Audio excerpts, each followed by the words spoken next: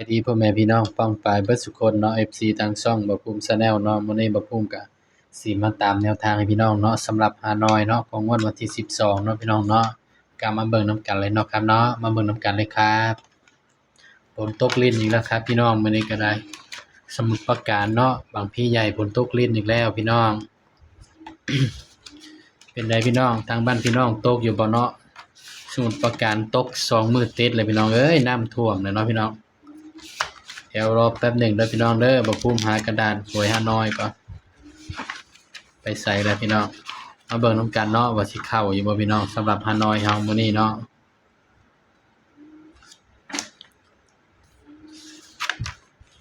ว่าสิเข้าอยู่บ่พี่น้องเนาะ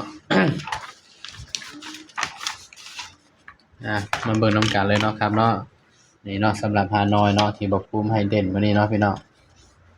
เด่น1 2 3เนาะพี่น้องเนาะบัดนี้ก็มาเบิ่งผลมันออกนำกันเนาะครับบัดนี้มาเบิ่งเลยครับผลมันออกเนาะสำหรับน้อยพิเศษเนาะครับน้อยพิเศษก็ออก1 2 6ข้างล่างออก2 2ครับสำหรับน้อยพิเศษก็ปังเนาะพี่น้องเนาะสำหรับน้อยพิเศษก็ปังพี่น้องครับนี่เข้าที่2 6ตรงๆเนาะพี่น้อง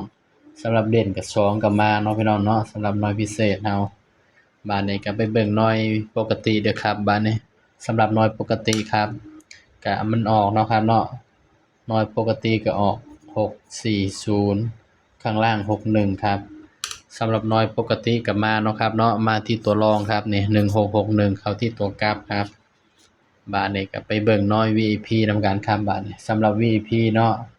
ผลมันออกก็คือ658เนาะครับเนาะข้างล่างก็08ครับสำหรับน้อย EP ก็ถือว่าบ่ผ่านเนาะพี่น้องเนาะก็เข้าแท้น้อยพิเศษกับน้อยปกติเนาะครับเนาะก็ถือว่าปังเนาะครับไปเฮาก็ไปตามมันต่อเลยครับบัดนี้สำหรับแนวทางฮานอยเนาะครับเนาะงวดวันที่13พฤษภาคม68เด้อครับเด้อบัดนี้ก็ไปกันต่อเลยครับบ่ภูมิก็ยังสิให้สูตรเก่าเนาะครับเนาะย้ำว่าตัวเลขก็เป็นเพียงแนวทางครับมีเข้าแล้วก็มีหลุดเด้อครับเด้องวดวันที่13พฤษภาคม68นะครับสำหรับฮานอยนะครับเนาะหวยฮานอยสำหรับมื้อนี้ไผได้ก็บ่ภูมิก็ดีใจนำเนาะครับเนาะบ่ภูมิเองก็บ่ได้เล่นดอกครับนี่ลายมือบ่ภูมิก็บ่งามเนาะครับเนาะ เข้าแค่2น้อยก็ถือว่าปังแล้วเนาะครับเนาะ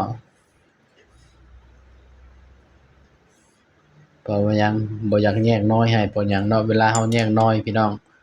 มันก็ให้สมมุติว่าให้น้อยพิเศษไปออกน้อยปกติให้น้อยปกติไปออก VIP อย่างนี้นะครับบ่าวภูมิก็เลยให้น้อยรวมไปเลยครับแล้วแต่ว่า FC สิมักน้อยใดเนาะแต่ว่าหลักๆก็คือเอาน้อยปกติมาทำนั่นแหละบ่าวภูมิเอาน้อยปกติมาคิดเนาะพี่น้องเนาะสำหรับเด่นเบอร์อื่นเนาะครับเนาะก็น้อยสำหรับเด่นเบอร์อื่นนะครับเด้อ3 4 5สำหรับตัวเด่นเนาะครับเนาะก็ให้เด่นไปที่4กับ5ครับพวกนี้ก็เนาะนี่เด่น3ตัวมา1ตัวมีสิทธิ์มาทั้ง3ตัวก็เป็นไปได้ครับมาเบิ่งสูตร3ตัวเนาะครับเด้อบัดนี้สำหรับสูตร3ตัวครับ671 159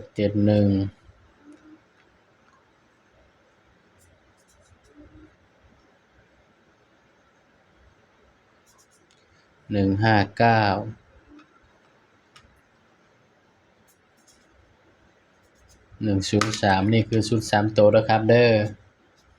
มักก็ตามเนาะครับเนาะบ่มักก็เลื่อนผ่านครับตัวเลขก็มีเข้ามีหลุดนะครับบัดนี้ก็มาจับสูตร2ตัวนำกันครับบัดนี้ก็ยังใช้สูตรเก่าเนาะครับเนาะ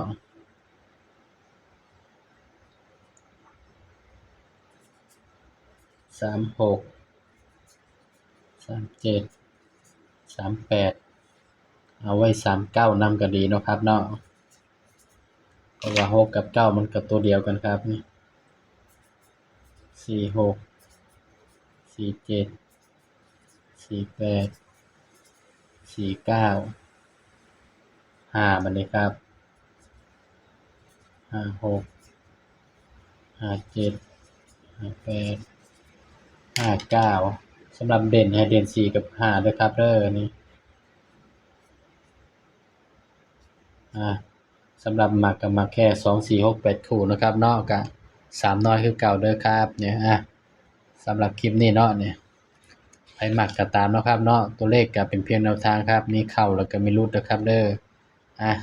ก็อย่าลืมกดไลค์กดแชร์กดติดตามช่องบ่ภูมิ Channel หน่อยเด้อครับสบายดีครับ